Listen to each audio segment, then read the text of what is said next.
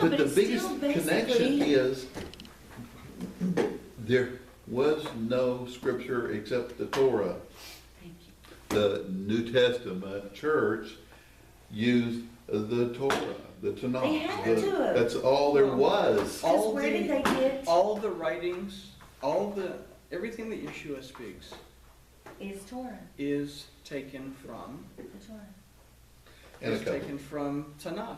Tanakh, And whatever. the things, some of the things that aren't taken from Tanakh, and I say this in the Sermon on the Mount, he's even relating to some things found in what we would call the oral Torah up to his day. The Talmud They didn't talks get it about all these wrong. things. So what is Yeshua saying? He can't, He's using Torah to explain it, but he's taking the things that are relevant to Torah from the oral tradition and applying it and leaving the rest of it behind. Because what is he saying? You hypocrites, you vipers, you sons of vipers. He says, don't do what the Pharisees do. But at the same time, he's saying, follow what they do. He's saying, use discernment in understanding, but don't leave the word of Elohim. Irony is that Jews and Christians don't work together to learn from each other. Oh, In so sad. 90 CE, the rabbinical decree was made that any believer in Yeshua was to be excommunicated from Judaism. The 3rd century, second going into the 3rd century, about 200 going into 300, especially after Constantine came on board, it was decreed that Christians are no longer to keep any of the feasts and festivals. They are no longer to have anything to do with that Jewish stuff. But even in as early as 145, 147, 200, with Ignatius, Marcion, Tertullian, the founders of the church began to speak very, very anti-Semitically. So the rift came, and both parties separated. And when both parties went their separate ways, the Torah stayed right here in the middle by itself, and they went over here to their rabbinical halakha, and these folks went over here to what the church fathers would establish as Roman Catholicism, which the Reformation in the 15th, 16th, 17th century really didn't change a whole lot. Baptists today who knock the Catholics would be surprised to know that the majority of what they believe is Catholic dogma. Oh, yeah. So It's just so crazy. where do we go? We have to It's understand amazing. what the faith is, and then build our relationship with our Elohim and get away from religion and into relation.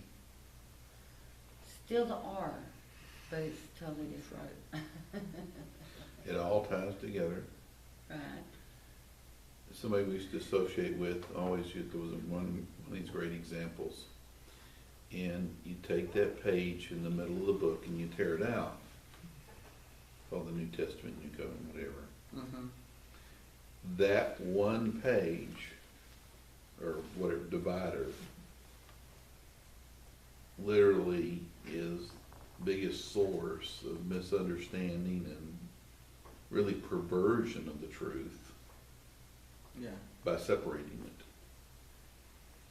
it. And as Michael talks about its commentary, it is what we refer to as the Gospels, and it is the documenting of Yeshua's birth and walk and death, burial, resurrection, etc., right? Mhm. The Messiah. And then it's teaching and commentary, but we took it as, the Christian faith took it as a whole nother gospel, another Right. deal, and throw away all the other stuff, except there's neat stories. And them 10 Commandments are okay, you know, and so forth, right? You know, Right. but them Psalms and Proverbs, they're pretty cool. You have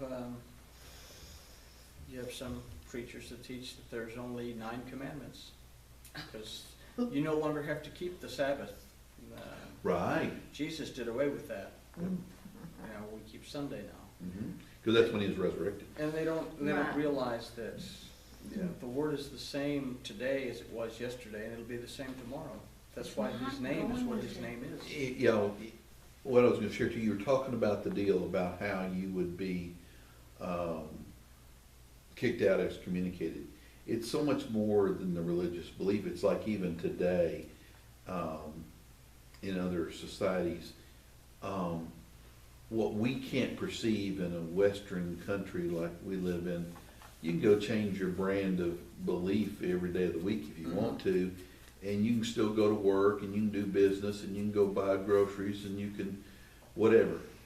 But in those societies, it's literally you are banished. It was more than, not what brand of church you went to. But, That wasn't the big issue. no. And you can see. Your family, the work, you couldn't trade, you couldn't get food.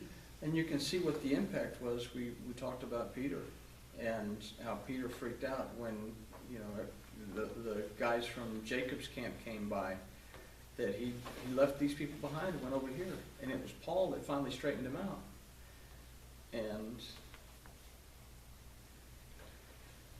we've come a long way in moving backwards in our relationship with our Elohim.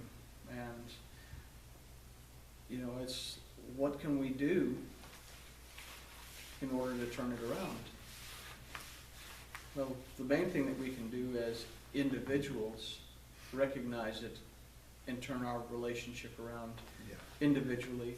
Small group gets out to a bigger group, and it gets out. But ultimately, we have the responsibility, because the word says that narrow is the road that leads to Elohim. And it says, and very few are the ones that find it. There we go. And I think we achieved prudence. Amen.